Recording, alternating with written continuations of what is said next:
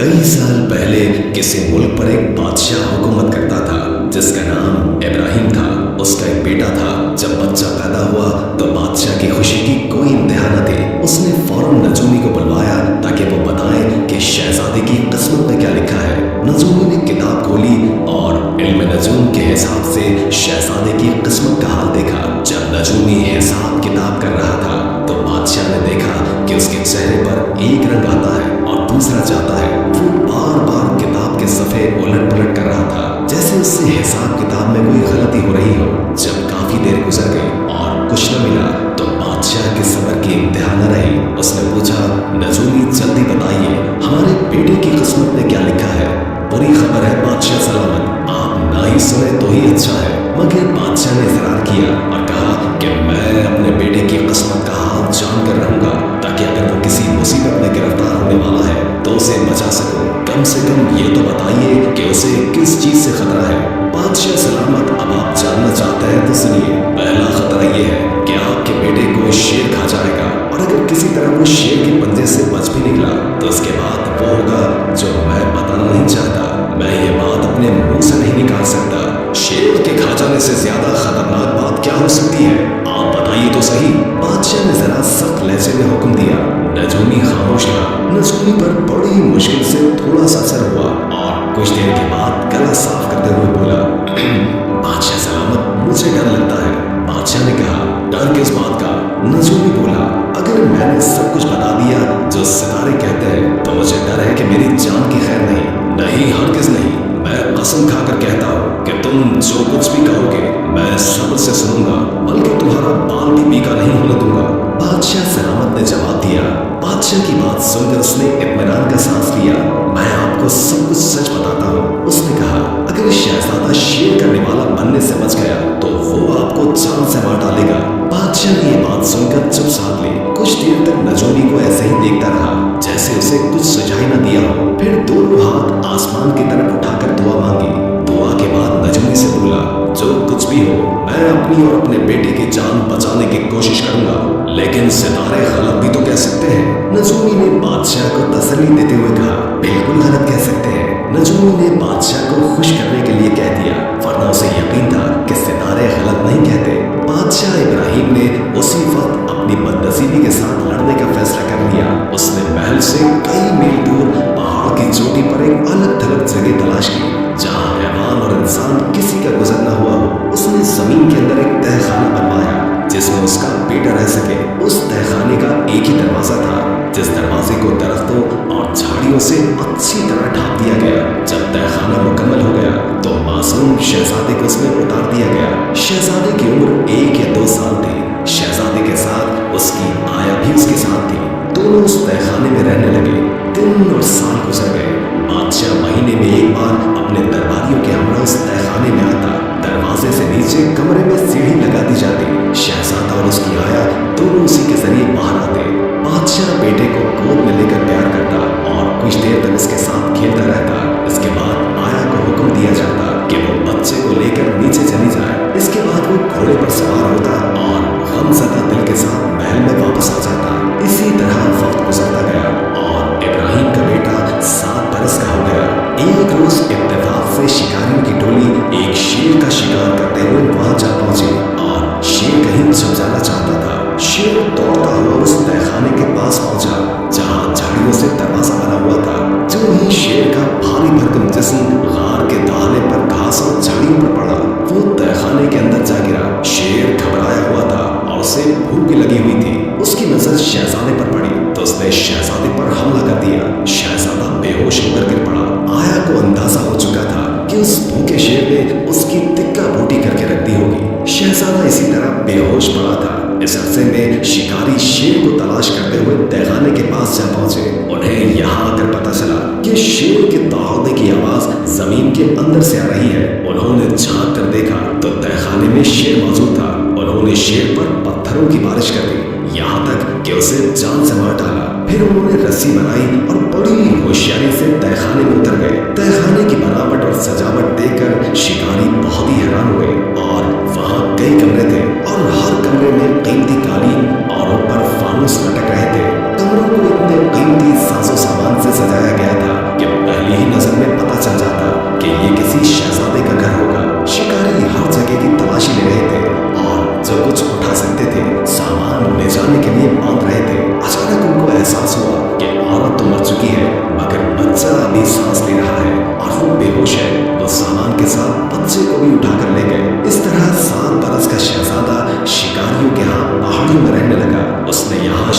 शिकारियों से जानवरों का शिकार करने में महारत हासिल की। उन शिकारियों में अच्छे बुरे की तमीज न थी, बल्कि वो बाज औकात काफिरों पर हमला करके उनको लूट लेते और माल मवेशी लेकर जाते। इन सब कामों में बादशाह इब्राहिम का बेटा उनके साथ होता।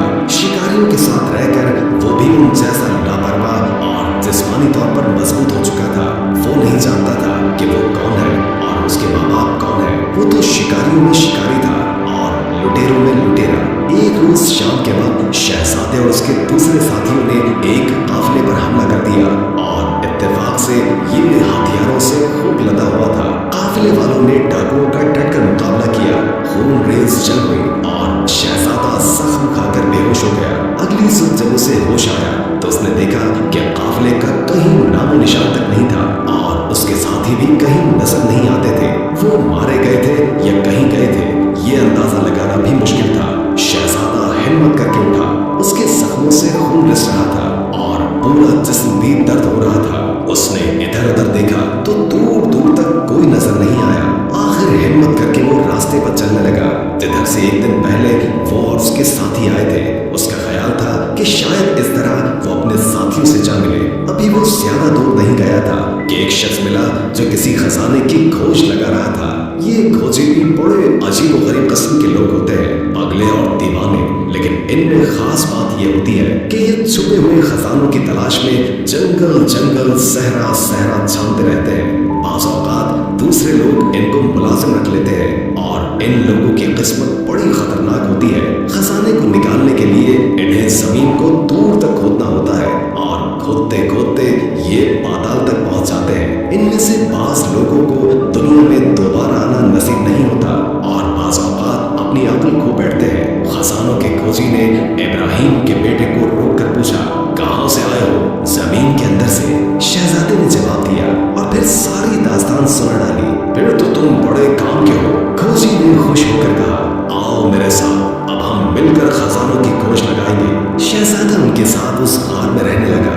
गार में वो कई दिन तक रहे, खाते पीते गपशप लगाते और फिर सो जाते। आखिर शहजादे की सेहत ठीक हो गई। अब वो पहले जैसा ताकतवर हो चुका था। एक दिन दोनों खजाने की खोज में पहाड़ों की तरफ गधे पर सवार थे। खोजी उन रास्तों से वाकिफ था। आखिर पहाड़ की चोटी पर पहुंच गए। एक खास जगह पर पहुंचकर खोजी ने जेब से कुछ निकाला और फिर गौर से देखकर इर्द गिर्द निगाह दौड़ाई। हर तरफ घूमकर देखा और फिर उसे तसल्ली हो गई कि वो सही जगह पर पहुंचे हैं। खोजी और शहजादे दोनों ने मिलकर जमीन को खोदना शुरू कर दिया। अचानक उनको एक पत्थर से टक्कर लगी। ये पत्थर बहुत ही बड़ी चट्टान की मानंद था। दोनों ने खूब जोर लगाकर पत्थर को एक तरफ किया तो नीचे कुआं नजर आया। एक मजबूत सा रस्सा शहजादे की कमर में कसकर और उसके हाथ में रस्सी थमा दी और कहा, तुम नीचे पहुंच जाओ तो आवाज देना, मैं टोकरी लटका दूंगा। मेरा ख्याल है कि कुएं में इतना सोना है कि हमने अगर 10 टोकरियां भी खींची तो सारी उम्र किसी चीज की जरूरत नहीं रहेगी। खोजी के कहने के मुताबिक शहजादा कुएं में उतर गया। खौफ के मारे उसका दम निकल रहा था। उसने मोमबत्ती जला ली, वरना अंधेरे में कुछ भी नजर नहीं आता। जमीन पर पांव रखते ही उसने खुदा का शुक्र अदा किया। कुएं में पानी नहीं था बल्कि वो खुश्क था। पानी की जगह वहां सोना पड़ा हुआ था। शहजादे ने जोर से कहा, सोना है। उसी वक्त खोजी ने ऊपर से टोकरी रस्सी की मदद से नीचे की। शहजादे ने टोकरी को सोने से भर दिया। खोजी ने उसे ऊपर खींच लिया और फिर दूसरी, तीसरी, चौथी और 5वीं टोकरी ऊपर खींच ली, जिसके बाद शहजादा काफी देर तक इंतजार करता रहा। हर तरफ खामोशी छाई हुई थी। अचानक गड़गड़ाहट पैदा हुई और कुएं का मुंह बंद कर दिया गया था। उसकी मोमबत्ती भी बुझ चुकी थी। खोजी की नीयत खराब हो गई थी। वो नहीं चाहता था कि शहजादा उसके साथ दौलत में हिस्सेदार बने। जो सोना उसके हाथ लगा है उसने उसे गधे पर लादा और पत्थर रखकर कुएं का मुंह बंद कर दिया और खुशी खुशी अपने घर की राह ली। खोजी के धोखा देने पर पहले तो शहजादे को बड़ा दुख हुआ, मगर फिर ये कहकर दिल को तसल्ली दी कि मौत और जिंदगी खुदा के हाथ में है। अगर अल्लाह को मेरी जिंदगी मंजूर है तो कोई ना कोई रास्ता जरूर निकाल देगा। ये सोचकर शहजादे का हौसला कुछ बढ़ा और वो आने वाले वक्त से बेफिक्र हो गया। शहजादे ने उस कुएं में ज़ोहर की नमाज अदा की। वो सजदे में गिरा दुआएं कर रहा था कि उसे कोई आवाज सुनाई दी। ऐसा मालूम होता था कि कहीं से कोई पानी बह रहा हो। शहजादा आवाज के पीछे चल दिया। चलते हुए कुएं के आखिर में उसे एक रास्ता नजर आया, मगर ये रास्ता इतना था कि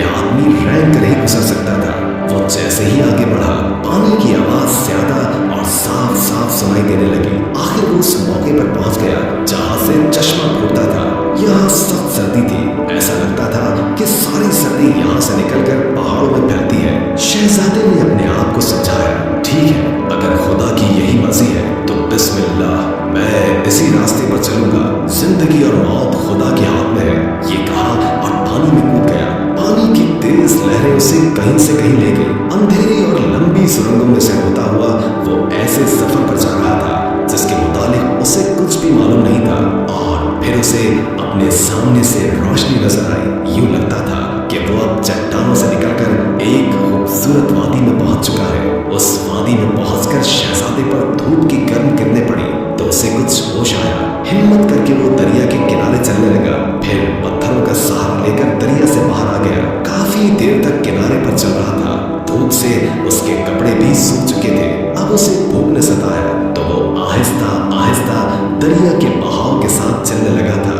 उसे यकीन था कि ये दरिया किसी न किसी गांव या वादी से गुजरता होगा, क्योंकि आमतौर पर बस्तियां दरियाओं के किनारे होती हैं। इसीलिए उसे ज्यादा नहीं चलना पड़ा। कुछ फासले पर उसे चंद लोग नजर आ गए। लोगों को शहजादा कुछ अजीब सा लगा और शहजादे को देखकर बिल्कुल भी खुश न हुए। लेकिन जब शहजादे ने बताया कि वो किस तरह मौत के मुंह से बचकर आया है और दुनिया में उसका कोई नहीं है, तो उनको रहम आ गया और उन्होंने उसे खाने पीने को दिया और अपने पास रहने की इजाजत भी दे दी। जो जो वक्त गुजरता गया वो लोग शहजादे के दोस्त बन गए। अब उसे पता चल चुका था कि उन लोगों ने शुरू में उसे क्यों नापसंद किया था। दरअसल ये लोग डाकू थे और काफिलों को लूटकर अपना और अपने बीवी बच्चों का पेट पालते थे। वो शहर से बाहर घात लगाए बैठे रहते थे। कोई काफिला शहर में दाखिल होता या फिर बाहर निकलता तो उसे लूट लेते।